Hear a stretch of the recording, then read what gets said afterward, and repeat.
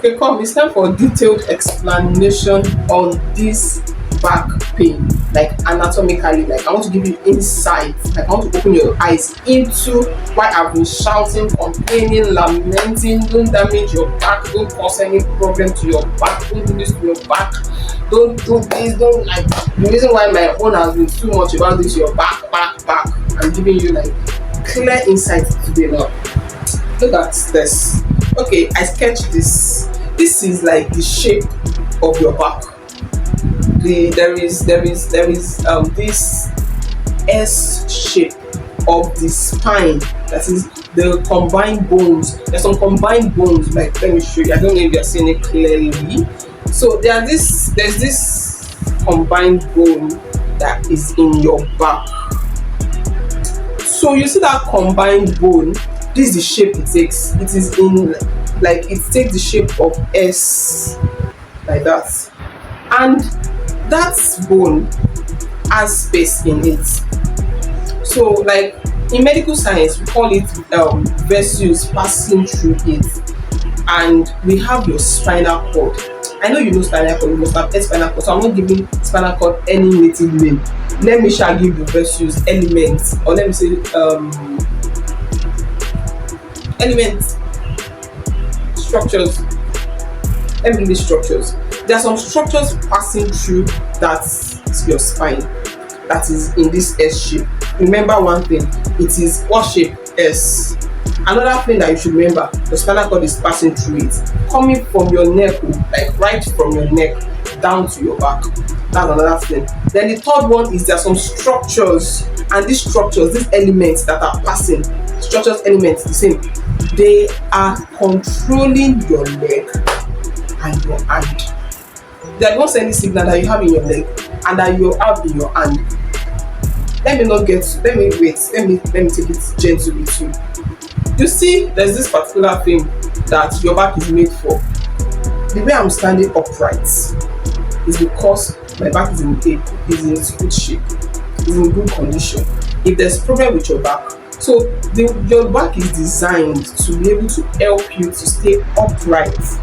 You can see, like the fact that you can actually like stay straight shows that your back is in good condition. So your back is there to help you to stand straight. Is there to help you to as muscles attached that is helping to actually like hold them together. So those organs is holding them bound. I know all of this does not concern you, but knowledge is power. When you understand like in-depthly, when you understand clearly why all of this noise is being made, you will be able to take conscious effort not to hurt your back. So that's why you should patiently wait, listen and learn. You don't have to be a medical doctor before you know these things. You don't have to study medicine, you don't have to study physiotherapy, you don't have to be like a nurse before you know these things. Just for the sake of your own health and the sake of the people around you that you also are going to see and you are going to correct. Learn this now. And I know as you are learning, click on that forum so that you'll be able to get other informed content that will help you to make informed decisions. Click on that like button, share with everybody as much as you can. So let's continue. Let's go right back into what I was saying. So we have this, I already told you your back is helping you to stand upright. It helps with muscle attachment, and it helps you to be able to move your trunk. You are able to move. So now let's talk about that spinal cord and the structures that are passing through that spine in your back, because it is that spine that is in this shape. That spine is one that is, don't look at my own face, look at what I'm showing you. That spine is that shape.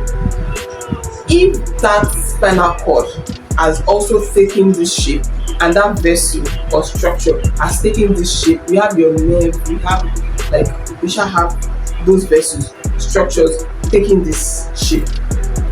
By default, this is the shape it should take. But if there is anything that now alters, because as this bone, all these structures coming together to form this shape, they also have some things that hold them together, just like the way you have, if you are building a block, you put cement, you put another block on it, you put cement, you put another block on it, you put cement, you put another block on it. But you know those ones are firm and it just stays still. But your back is flexible. That is, it is movable. Yeah. But you should not move it beyond the movement it is designed for. If not, it will cause something you don't want to do with. And that's the hammering and the noise and all of this drama. That's what it's all about. So you do not want it. And the way the way you ensure that, you see that structure is sending signal, right? You see that spinal cord is connecting to your brain. That spinal cord that is passing through from your neck down to your back is connecting to your brain. Your brain is the one that sends every information. The fact that I'm talking, it comes from the brain. The fact that I can write, it comes from the brain. The fact that we can work, it comes from the brain. The fact that I can actually reason, it comes from the brain. But before the brain will be able to make that action, it sends the information. The information now has a signal carrier. The signal carrier for your leg, the signal carrier for your hand that enables you to move and to even enable you to talk. All those, majorly the signal carrier that enables you to move, the signal carrier that enables you to write, that enables you to, that signal carrier is that structure passing through your back, and it is very fragile, like extremely fragile. But when we sometimes in the hospital when we are examining some patients and we just ask that, oh, what's your occupation, ma? What's your occupations are? And we hear occupations like, I'm a teacher, I'm a banker, I work from home. Like it hints us on, oh, this is lifestyle. Like lifestyle is one that relates to this problem. Do you get? So this particular thing that is passing, this structure that is passing through your back, the major thing that affects it the most, if there is no accident, because accidents can happen, that's accident. That one is not within your control. That's accident. God will not let them be victim of accident. It's also God will not let them be victim of accident. But the one that is within your control, that is your daily habits. Your daily habits puts stress and pressure on this your spine, on these structures put together in S shape. Imagine you are slouching and it is actually S shape. The moment you start slouching, that is, you sit down in an appropriate posture, you just put that shape, now put it in C. Suddenly it writes C instead of the normal S that is designed to always be in. Then it changes to C. Now that it has changed to C, the way I explained cement, you have cement, you have block, you have cement, you have block. Just like that, so we have some structures between each of the bone. Any of them can protrude. And once they protrude, that is, they can come out, they can slip.